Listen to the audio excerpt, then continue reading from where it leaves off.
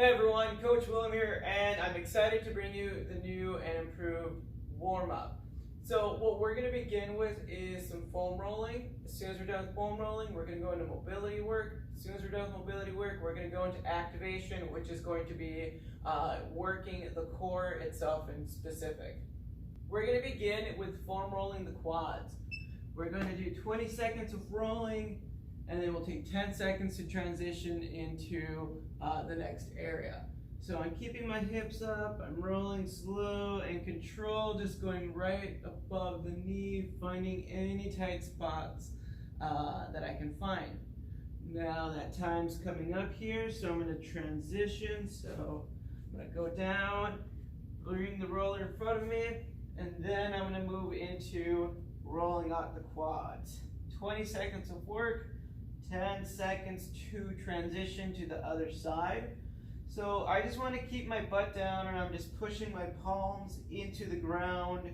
For those of you who can, you can prop yourself up, that way you get more tension. The other thing I like to do, let's switch sides, is I like to angle my foot from inward to outward and just rotating around, finding different areas that are tight or that may feel some tension. And if we have one leg that's giving you more trouble than the other, feel free to spend more time on that other leg. I like to start from the Achilles tendon to the midway point of the calf here. Now time's coming up, so I'm going to transition into the hamstring. So I'm going to sit under the roller and I'm just going to walk my arms back and I'm just going to keep my butt rolling up and down on the roller. I like to think about it this way. I can angle my toes outward to see if there's different areas I can hit with my hamstring, a little bit more inward. I'm just keeping my butt off the ground, pushing my palms into the ground, slowly going through this rolling motion. Time's coming up, so I'm going to start transitioning into the glutes. I'm going to have my arm posted on the ground here, shifting my weight to the side, covering the major part of my hip and or butt. One thing that we can do if we have the ability for mobility to do this is you can cross your ankle over. That way you can get deeper into the glute and into the piriformis, this tight little hip muscle. Let's switch sides. Same thing here, if you have it, you can cross it. And if not, even for myself, I have that range of motion available. I honestly prefer driving my feet into the ground and letting all my weight shift to the side, so that way I'm getting most of the glute here. And again, I can angle my hips from side to side, see where there's more pressure or more tension. So now my time's coming up, so I'm going to start rolling onto the back. I'm going to go from below the ribs, or just right below the rib cage. Hands go behind my head, and I'm going to lift my butt up, and I'm just going to gently press my feet into the ground, pulling myself back down, pressing into the ground, rolling up. Now, just finding these tight areas, there's going to be a lot going on up here. Just take your time and find some good spots. Now, the next thing that we're going to do is we're going to start transitioning into some snow angels. So we're going to place that roller onto the tailbone. My heels are going to come towards my butt. Palms are facing up. And I'm just going to go into my snow angels next. Slow and controlled, keeping my arms up. Making sure that I'm stretching my arms as wide as they can go. Slow and controlled. Now, my time's coming up, so I'm just going to take my time finishing up. And I'm going to go onto my back now. And we're going to go into some breathing. So we're going to just place our hand onto the chest, hand onto the stomach, inhale through the nose, exhale through the nose. So we're just focusing on nose breathing for right now. Keep your chin tucked, inhale through the nose, exhale through the nose.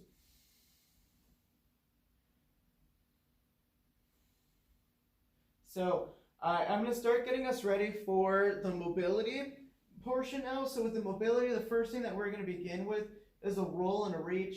And with that roll and reach, all I'm going to do is have my heels towards my butt. I'm going to roll and reach to the opposite side. So my right arm will cross over my left, reach to the opposite side. So I'm using my legs and hips to turn with me as I stretch and reach. So we're going to do 20 seconds of work, 10 seconds of rest. As you're rolling, make sure your eyes and head are rolling with you. Your head can come up from off the ground, that's okay. So again, we're just playing on our back, rolling and reaching from side to side. Now, as my time comes up, I'm going to grab my purple band, I'm going to place that band around the center of my foot, lay back down. I'm going to do 20 seconds of work where I'm raising my leg up, light pull at the top, bringing it down, slow and controlled. So with these banded leg raises, I want to make sure that my toe is facing towards me, my knees as straight as I can get it, and I'm getting a light little pull at the top. Bringing it back down. Let's go ahead, we'll switch sides. So again, I want to make sure that my feet are facing the ceiling, my knee is straight, and I have a light pull at the top. Now, one thing that you can do to maybe add in a different style of a stretch is you can go across the body as well, giving it a light pull. For me, I get a greater stretch through the hamstring and the IT band while I do that. So by all means, feel free to add in this lateral leg pull as well, going through these. So now I'm going to rest and move into some toes up rocking. My eyes and head stay up. I'm going to transfer the weight to the back of my toes, then rock forward. I want to avoid doing this downward dog position because what we're trying to do with the rock is just transfer weight to the toes all the way to the hands, keeping the eyes and the head up, nice and tall. Soon as my time starts coming in, I'm going to start transferring into our cat-cows. Now, with these cat-cows, I'm going to be inhaling as I drop my belly button, or actually exhaling as I drop my belly button down. Inhale as I round up. And exhale as I come down. Inhale on my way up. Exhale on my way down. As soon as I'm done there, what I'm going to go into next is the world's greatest stretch. I'm just going to move one leg forward, bend my elbow down, push my arm into the ground, and raise up. Slow and controlled down, and then I'm going to press my arm into the ground to reach up. One more time, bending the elbows, pressing into the ground to stand up. Bring my hand down. I'm going to switch sides. Now, as I'm going down, I can bend my opposite elbow to help myself get down. But as I come up, I want to make sure that my bottom arm is pressing into the ground as it straightens out. Slow and controlled down. Press and drive up. Now, with this, the big thing here is to make sure that you're meeting yourself where you're at. So if you need to bend the elbows, open up the knees, absolutely do so.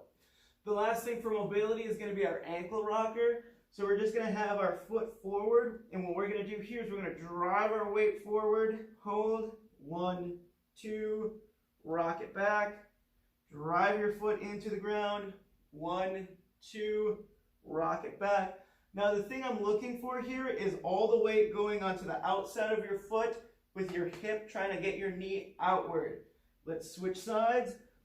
So what I mean by that is, as you get yourself set up in this position, you're going to pull your heel back lightly. You're going to transfer your weight forward, but you want to feel the weight going on the outside of your foot. Hold it for 2 seconds, rock it back. So drive it forward, 1, 2, rock it back. Make sure that your weight is also staying onto the heel. You don't want that heel coming up off the ground. So again, as you go through that motion, try to keep your weight down and rock your foot forward as far as you can, or your knee, I mean. So that's the mobility part. We're going to take a few seconds here to recover, because what we're going to do next is our activation, where we're going to work on just the core now. So we're going to begin with the chop and lift. With the chop and lift, what I want to do is I want to grab the bag from the inside. From here, I'm going to pull with my forward arm, and my back arm will reach and rotate. Then my back arm rotates, reaches back down. So what that looks like is I rip the bag in half, I'm pulling up, and I rotate in, pull it back down, slow and controlled. Again, I'm pulling up, my back arm will rotate, it rotates in, and I pull it back down, slow and controlled. I'm going to begin to switch sides now, and we're going to be doing 20 seconds of work, 10 seconds of rest. This can be tricky, but here are the things that we need to look for. Is A, making sure the knuckles are straight so those wrists aren't bending, pulling with the forward arm as that back arm rotates. We're going to rotate that back arm in, pull it back down, slow and controlled. So my right arm leads the pull, my left arm assists at the top. Then my left arm leads the pull, and my right arm assists down. Take a few seconds here to recover. One more side, and same thing. Rip the bag in half, let that top arm pull, rotate that back arm, twist, and pull back down, slow and controlled. Again, knuckles are straight. I'm pulling the bag with that top arm, back arm rotates, twists, and I bring it back down. I'm gonna switch sides here. Excuse me. Same thing, last round, I'm going to pull and twist. Now, as this motion gets to be a little bit easier, we get more comfortable with the movement, feel free to add in a little bit more speed as you're going through this motion. But until then, take the time to understand what we're doing here. All right, so there's my time. I'm going to take a few seconds here to just catch my breath. The next thing that we're going to go into is a side plank. And with that side plank, what we want to do is we want to have the knees bent, both legs are stacked, we're going to reach up. From this top position, I want to make sure that we're pretending that there's a spike underneath our hip, so we're keeping ourselves up as tall as we can get. So what I'm going to do now is I'm going to grab the USB, I'm going to keep it in tight, I'm going to get myself ready, drive my elbow into the ground, reach those hips up, pull that bag, and keep tight. So from this position, what we're going to do is we're going to hold for about 15 seconds, and we are going to relax. We're going to switch sides, get ourselves ready. Same thing here. Make sure those knees are stacked. Now, if you want to progress, you can extend the top leg, but we're going to go ahead, drive our arm into the ground, raise those hips up, elbow comes back, head gets tight. Drive that knee into the ground. That way that hip can stay up as high as you can keep it. Keep focusing on your breathing and keeping your head back and relax. We're going to go ahead, switch sides. We're going to do that one more time through. So again, 15 seconds of work, 15 seconds of rest. Now, as I'm going through this position, what I want to make sure that I'm doing is I'm pulling my elbow back. So you see how my shoulder pulls back, my head stays back. This is helping my lats get fired up. That way I can keep this tight position, keeping the whole body creating tension, and relax. One more round. All right, so again, this got to be a lot of work, I understand that, but it is going to be the best warm-up that we can do because it's going to allow you to get everything that we need right off in the beginning so we can focus on our training. Last round, and we're up. So if I want to make this a little bit harder, again, I can extend my leg. If I want to make it even more challenging, I can place a mini band around the knees and go into some banded clamshells. And that's time. So that is the new warm-up. I hope you enjoy it. I hope we get exactly what we're looking for because I think this is going to be the best warm-up we've done yet.